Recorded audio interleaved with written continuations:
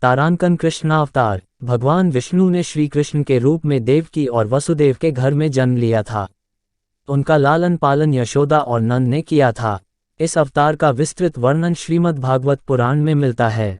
कृष्ण हिंदू धर्म में विष्णु के अवतार हैं।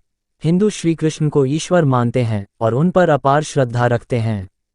सनातन धर्म के अनुसार भगवान विष्णु सर्वपापहारी, पवित्र और समस्त मनुष्यों को भोग तथा मोक्ष प्रदान करने वाले प्रमुख देवता हैं।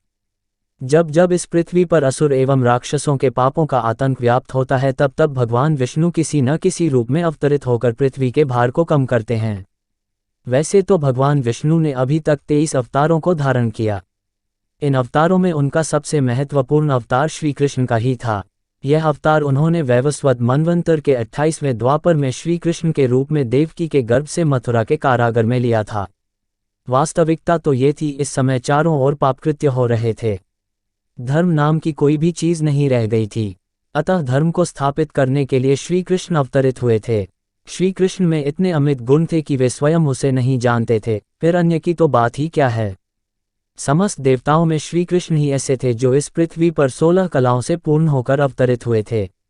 उन्होंने जो भी कार्य किया उसे अपना महत्वपूर्ण कर्म समझा। अपने कार्य की सिद्धि के लिए उन्होंने साम दाम दंड भेद सभी का उपयोग किया, क्योंकि उनके अवतीर्ण होने का मात्र एक उद्देश्य था कि इस पृथ्वी को पापियों से मुक्त किया जाए।